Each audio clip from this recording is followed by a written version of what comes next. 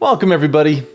I am 6am Comics, and this is reviewing my 9-year-old's comics. About a year ago, I reviewed 3 short stories revolving around a superpowered boxer named Super Charlie. Combined, these stories themselves equated to about a page's worth of content. But despite the limited word count, there was a lot of lore and speculation that came from the series. Well, as it turns out, none of it was canonical. Just elseworld tales that equated to nothing more than a creative exercise. But what if I told you that a superpowered boxer did in fact exist in the World Wide universe? One with a similar set of powers and a nearly identical appearance. What if those original short stories were nothing more than a young creative warming up for something a little more epic than handwritten folklore? Well, allow me to introduce you to Ultra Charlie.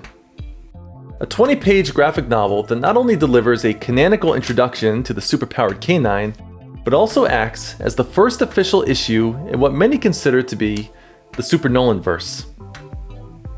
So let's dig in, shall we? As we always do, let's have a look at the overall presentation. Similar to Blue Jay issue number 1, this is a smaller sized comic in which the standard 8.5 by 11 paper has been folded in half and stapled. On the back of the book, we're treated to a nifty little description of the story, as well as this awesome illustration of our title hero with what appears to be a giant delicious dog bone. The illustration itself is a near perfect representation of a boxer, what with that depressed face and endless stream of drool coming out of his mouth. I mean, you shouldn't have too hard a time nailing the look. Super Charlie, after all, is based off of our real-life dog, also named Charlie. And he too is a boxer with an endless stream of drool coming out of his mouth. It's disgusting. The front cover is illustrated using a combination of both pen and crayon. And as we can see, Nolan has made a very interesting choice in attempting to color the sky black with a pen that was clearly having some ink blotting issues. I initially thought this was a poorly executed creative choice until I looked a little closer at the scribbled background and noticed what looked like letters hiding amongst the scribbles. Does that say Super Charlie? Super Charlie. Huh. Well, now this is interesting. I had always assumed the name Ultra Charlie served the purpose of not only separating the series from the original short stories, but also to better coincide with Super Nolan's original name, Ultra Nolan, which was a homage to Super Nolan's inspiration, Ultra Nate, from the Big Nate comics. When Ultra Nolan's name was changed to Super Nolan, it only made sense that Ultra Charlie's name would switch to Super as well. But now I'm seeing a different story play out altogether. See, if we scroll down the page a little, we see there's another item scribbled out. Super Charlie by Milo and Nolan Marianelli. Ah, well now it all makes sense. As it would seem, this series was originally intended to be a brothers collaboration. But as I'm sure you've already guessed, this is another case of an infamous falling out between the two siblings. For whatever reason, Milo was, as usual, kicked off of the project, and in an effort to erase any involvement from his brother, Nolan made the executive decision to color over the original title with a cheap pen and replace it with the modified Ultra Charlie title. While it's never been confirmed by Nolan himself, I mean it says it right on the cover, he denies everything, there is evidence to back the claim up in the form of SC written on the hero's cape. I mean, shouldn't it say UC? Well, with that mystery solved, we can probably move on. It's obvious Milo had little to no involvement in the final product by the usual typos and grammatical errors. But comics are rarely created for the grammar police. This is a visual medium, and the art is where it's at. For such an early entry in the worldwide catalog, Nolan's art is top-notch, offering a beautiful blend of pen and crayon, much like the cover. Although it's a longer book, it contains roughly the same amount of content as a standard worldwide production, as the panels are larger and take up more of the page than usual. The larger panels are a nice touch as it gives Nolan's art room to breathe, making for an easy, cohesive experience.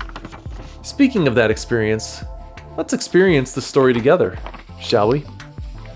We waste no time jumping into the story, as we immediately begin with a syringe being jabbed into a hairy arm with the coldest of words. "This'll only hurt a lot." We zoom out to see a man in a hazmat suit, terrified to the point of involuntary waste expulsion, as he witnesses the dog he just injected begin floating off of the examination table and begin speaking English. "Ow, dude!" Yeah, I'm gonna use a Mickey Mouse voice for him. It's the voice we give him in real life, in our house. Yes, we are those people that narrate the dog's thoughts. I'm sorry. I need to go potty! Guaranteeing a soiled hazmat suit, the canine test subject slaps the scientist in the face with a superpowered paw, shattering the man's mask as he drops the mysterious syringe on the floor. No, this is what'll hurt a lot! The man lays KO'd on the floor as the floating dog comes to the revelation that he can talk like a human. Just then, the pup is alerted to the sounds of sirens in the distance, responding to a loud crashing sound. Bring! Uh-oh! Our animal protagonist breaks out of the facility he was being experimented on and declares, "In a rush! Time to mush!" In the following panel, we see him begin spinning rapidly as clothing begins flying out from the whirlwind he's created. The loud crushing noise, or brunching noise, continues in the distance. We see the purpose of the spinning tornado of clothes as the puppy strikes a pose in his new attire. Yep, you see it? This was clearly supposed to be the epic Super Charlie reveal. I guess he'll just remain nameless a little while longer. He flies off in the direction of the loud noise. The source of the banging sound is revealed to be a man in a mask, pounding away at something. Our unnamed protagonist watches from a distance. With one final brunch, we see that the mysterious man was smashing a door open. That's a strong dude. The boxer springs into action, biting the man on the arm with his razor-sharp teeth. He bites him so fast that the blood is still blue when it leaves his veins. Ah, there's our name reveal. I'm Ultra Charlie. Without hesitation, the masked man retaliates with a massive fist to our hero's face. Oh dang, we got a bleeder! As Ultra Charlie analyzes the geyser of blood coming out of his nose, his antagonist taunts him. If it's a fight you want, it's a fight you get. Devastated by the attack, Ultra Charlie begins to revert back to his depowered form. And for some reason, the depowering whirlwind it creates sends an old lady randomly flying through the air as she says something completely nonsensical. I don't get it either. On the brink of defeat, Ultra Charlie takes out a delicious doggy treat. He nibbles on it in an attempt to replenish his strength. So yummy that it makes me cry and drool. Gross. But it gives me power. Energized by the dog biscuit, Ultra Charlie glows with radiant light and like a Super Saiyan knocks the burglar out cold, even earning himself 100 points for the knockout. Sweet. Look at that crazy mutt. Off panel, Charlie notices there's a kid nearby and begins wagging his tail. Cool, a kid. This is actually pretty accurate. Boxers love kids. From the shadows, he observes the young boy as he strolls by. Gotta get new owner, kid, guy. Catching up to the boy, Charlie dives on him and begins licking his face. Cool, a dog. I'll name you Charlie. My name's Nolan. Oh, would you look at that? The dog's new owner is none other than the boy who would one day become Super Nolan. The end! Or is it? Find out in the next book. Well, there is no next book. But we are treated to this sweet tutorial on how to draw Ultra Charlie. Also, looks like Nolan finally corrected the initials on the cape. Better late than never. However, he might as well have just kept the original initials because the name eventually reverted back to Super Charlie. Whatever. As we close out this issue, we're given a tease as to the intended follow-up issue, which never came to be. Ultra Charlie and the Firebone Cracker, who interestingly enough resembles somebody else in the World Wide Universe. Interesting indeed. Super Charlie, or rather Ultra Charlie, is an enigma in the World Wide Universe, serving as an introduction to the life of Super Nolan, and yet barely having any presence within the massive shared universe outside of a handful of cameos. 2 cameos to be precise, and I drew one of them.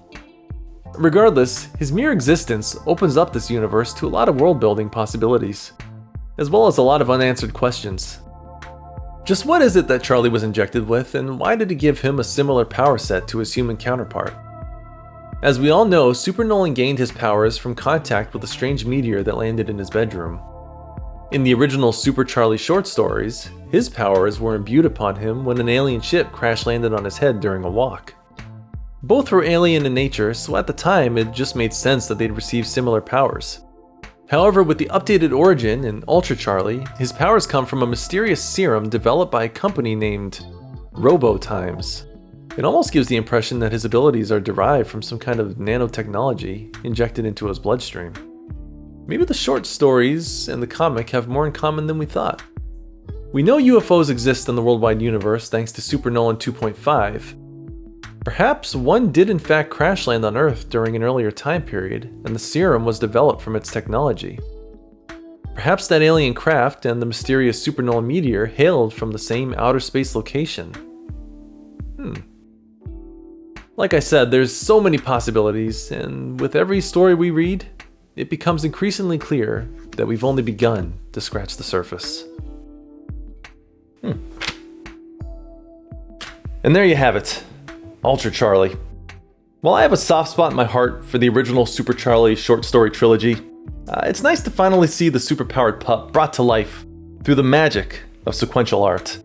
I mean, after all, a hero like this truly deserves a more visual medium. Now, at the time of filming this, there's yet to be another issue in the series, although the character has made cameos in 2 other Super Nolan issues. And his name has been updated from Ultra to Super to better align with his owner, Super Nolan. However, despite his limited appearances in the worldwide archives, one can't deny his relevance in the universe Nolan has built. And I doubt we've seen the last of this puppy's adventures. In any case, I'm going to go ahead and give Ultra Charlie a rating of a roll of paper towels because of all the dog slobber. I mean, seriously, boxers, they drool way too much. It's disgusting. Sub it, like it, share it, them out.